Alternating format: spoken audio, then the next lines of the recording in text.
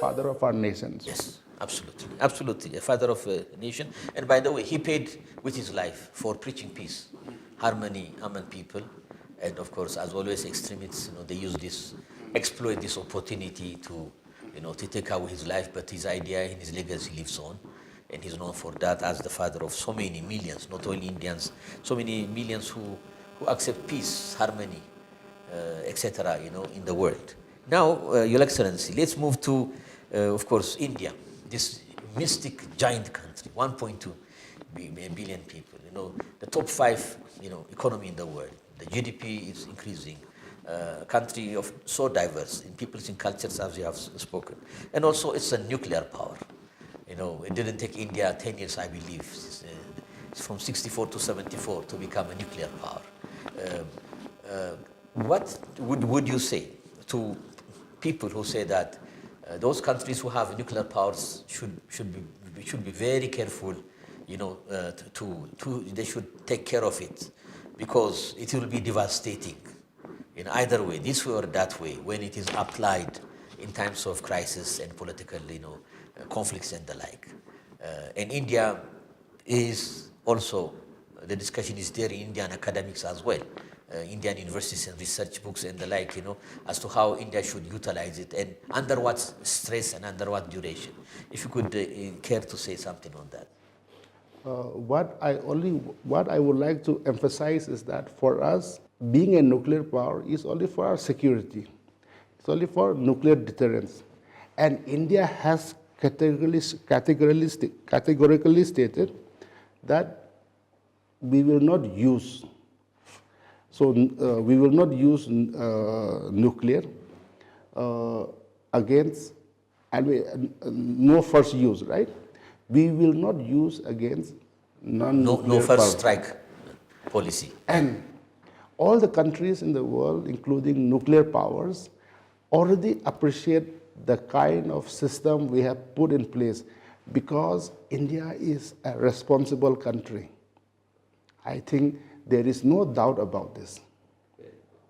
And India is committed to peace, world peace, and regional peace as well. Yes. Yeah, very well. And when you talk about nuclear powers, it's all based on nuclear technology. And there are so many ways of using nuclear technology for peaceful purposes, and for medication, for so many wonderful things, for energy as a source for energy and things like that. And that, I think, is the right approach, and I think it would suffice to just stop there and respect, of course, India as a nuclear power. It belongs to the nuclear power of nations, which are just a few, besides the top 5 countries, and then there are 4 or 5, countries that developed it after India.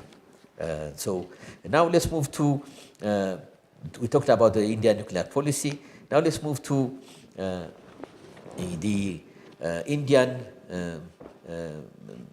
activity in the United Nations. I think at present, India, we are member of the Security Council at the moment, and I think in the discussions that India has taken lead, I think what we have shown is that India can contribute to the global peace order. We want the UN system to be representative. We want it to be effective. We want it to address issues concerning humanity. So I think in all discussions that India has participated, or even discussions that India has initiated, we have always shown that India stands for the countries in the South, and that, once again, that it is our right to be a member of the UN Security Council. So. Wonderful, wonderful. And that will bring us to restructuring, or the idea in the discourse and the debate of restructuring the Security Council. When the UN was founded, it was founded on a certain political reality, where there was a certain political global configuration. Right. Now people are saying that already 75 years, getting close to 80 years, that needs to also reflect the current political structure and the international political hierarchy. So there are serious discussions in academia, as well as in and around the UN. A good exercise, I would say, as to how to go about it. 5 permanent members, 10 non-permanent members. People say there are giant nations like India, Brazil should be there. It's suggested Germany from Europe should be there. Japan from Asia should be there. And from Africa, Nigeria as the largest population, not only that, but the economy. So there are these key countries, it is felt, should be represented. We should open up the permanent seats of 5 and make it into a seat of 10. And there are, by the way, 2 or 3 variations of how to go about it. If you could comment on that, Your Excellency. Since the formation of the UN 75 years ago, more than 100 countries have gained independence. Yep. So today's UN structure should reflect the geopolitical situation of today, and everyone has agreed that the UN system should be changed or should reflect the reality, and that countries like India or countries in Africa should be represented. And I think it is only a matter of time that all the countries will come to an agreement whether so many countries should be in the UNSC, or how many countries in Africa, or how many countries from the Caribbean should be part of that structure. But it will come soon. It will come soon because everyone today accepts that the UNSC or the United Nations system should be reflective of the geopolitical situation of today. Very good. Thank you. Thank you, sir. We live in a globalized world. It is human nature that people move from one part of the world to the other, from one country into the other, in search of jobs, in search of economic opportunities, in search of education, in search of safety, physical safety, political freedom, because of political persecution. So there is this interaction that is never ending. It's human nature. Humans move from one part of the country, from Gujarat to Uttar Pradesh or to Kerala. It's natural. And from Ethiopia, from here to Bahar Dar, from Bahar Dar to Adama and Awasa, it's natural for so many different reasons. Now, given that, I'm amazed by the magnitude, the scale, and the activity of the Indian diaspora. Quite an example. As far as I have fact-checked, there are about 32 million Indians in the world. And this diaspora, even in America, we have 2 million plus. Kamala Harris comes into mind. The first vice president of Indian and Jamaican descent. Her mom is a scientist, her late mom. She came from India. There are a number of senators and congressmen in America, for example, of Indian origin. There are universities, even elite universities, where Indians are at the head of the corporate world, even the academia corporate world. Wherever you go, Indians are the scientists, engineers. So many thousands of engineers are in America, in key places. So my question is, they did not just cut the umbilical cord with Mother India, but they do what? They make remittances. And the last I have is about $98 billion annually at a minimum. All dollars are plowed back from this diaspora into India. And if you could comment on their contributions to that, sir. I had mentioned about lots of similarities between Ethiopia and India. I think the other similarity is our diaspora. Even the Ethiopian diaspora is big. Of course, since India is a larger country, so we have a larger number of people who live abroad. But what I want to say is that India and Ethiopia, as 2 countries, we know the value of our diaspora. So I think both the countries are actively reaching out to the diaspora community abroad. And the other thing is that the Ethiopian diaspora or the Indian diaspora have never forgotten the motherland. Very true. So you will see that they are immensely proud of the countries they live in, but they also don't forget their origins. That is Ethiopia and India. So that is why without really elaborating, what I only want to say is that the diaspora of our two countries have been blessings. Yes, and I just couldn't agree more, Your Excellency. You remind me of the Ethiopian diaspora, in the Middle East, around this area, in America, in Europe, especially we are highly placed in the USA because of historical reasons, number-wise. Conservatives estimate from 500,000 to 1 million. It's just a drop. India, because of its huge size, several million Indians are, as already shared with you, are in America and in other countries. And just 2 weeks ago, the agency looking after diaspora matters in Ethiopia, the Ethiopian Diaspora Agency, actually they had gone to India, they have interacted with various ministries and departments in India to exchange ideas. And also, I wanted to share with you, and if you would like to comment on it, the diaspora are not just there, let's say in America and Europe. They remit money, as well as long as they are there in America, they are Indo-Americans or Americans of Indian descent. They never forget India, because I was also a diaspora living in America for quite a while. And I see their activity. They are very strong. They are well organized. They also try to make an impact in a positive way in the American political system. And that's amazing. And Ethiopians and other minorities, they look up to the Indian community. I just want to share that with you. They have political action committees in the American Congress. And for the first time, as Ethiopians, we started our first political action committees in and around Congress, believe it or not, and that's APAC, the American Ethiopian Political Action Committee. We are just starters, but we look at Indians, Filipinos, we look at Pakistanis and others as well as examples. And Indians and Ethiopians, we eat each other's, we visit each other's restaurant wherever we are.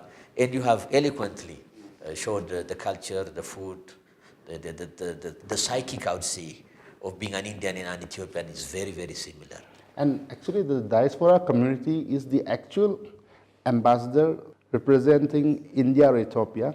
But also keep this in mind that in East Africa, we have a huge Indian diaspora. So we have very strong presence of Indian origin people in Kenya, Uganda, Tanzania. I told you earlier that 60 families have made their home in Ethiopia. We also have a huge presence in South Africa. And this Indian diaspora actually are the ambassadors bridging their countries with India. So Very Mauritius in South Africa. I had the opportunity to visit for a conference, UN conference in Port Elizabeth, Durban, I believe area. You find lots of South African Indians, and they are well placed also in the South African political, economic, and social system, and that's their home. But they still have a time. Mauritius, Seychelles to a lesser extent. Kenya, by the way, here our neighbor to the south, Republic of Kenya, you find thousands of Kenyans of Indian origin, and they play a wonderful role, and Tanzania as well. Yes. So yes, I agree. India is at the age of 75 now. No, formally, so to speak, since August 1947. And the 75th anniversary, I think, would culminate in August. It is being celebrated. India is the largest democracy in the world. If one wants to see a political system working, one should really closely look at the political system of India. A parliamentary system with a weak presidential system, a responsible judiciary, independent. The executive it has teeth. Now the 14th Prime Minister is none other than Modi, a very famous person of the BJP, of course. And the transfer of power with a handshake is really what people want to see in so many African countries, in so many developing countries. When we teach at the universities, when we discuss among us Ethiopians, as Americans, we say, look at India. They are fighting their poverty with economic measures and the like, but still, politically, they are the largest democracy. If you could care on the pride of India, that system itself, I don't want to dwell much on internal matters, because you are a career diplomat. I will not go deeper than that, but just the general aspect, if you could share with us. See, India is the largest democracy, but Professor, what I only want to say is that, actually, let me just come to India, Ethiopia. Actually, both the countries can learn from each other. You know, there are certain things that India that Ethiopia can learn from India, the same way we can also learn from Ethiopia. In the same way, and on a larger perspective, India can learn from Africa, Africa can also learn from India. Very true. And India got its independence in 1947, so we are celebrating our 75 years. Our Prime Minister decided that we should celebrate for 75 weeks. So actually, our celebrations have started last year. It will end in August 2023, so 75 weeks. Also, Ethiopia was one of the first countries from Africa to establish diplomatic relations with India in 1948. So we are going to celebrate 75 years of diplomatic relations between India and Ethiopia next year. So we at the embassy, what we have decided is that we are going to celebrate both the events together. Historical milestones. So what we have done is we have screened Indian films in schools and universities.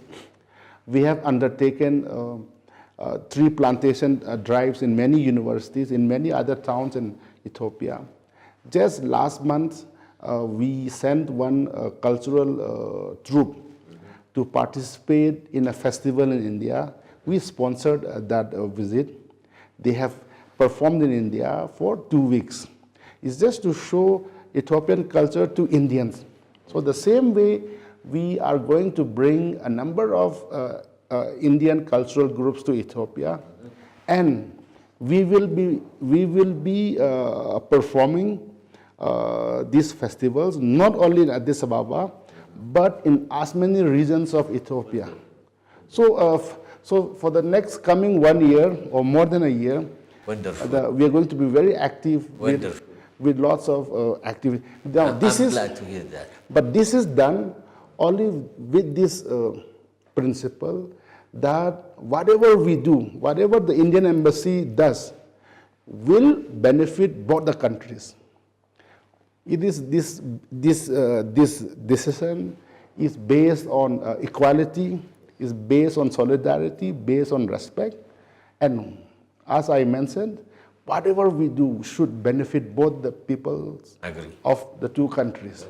Thank you for watching us, and I sign off. It's me, Professor Brooke Haidubasha. Thank you.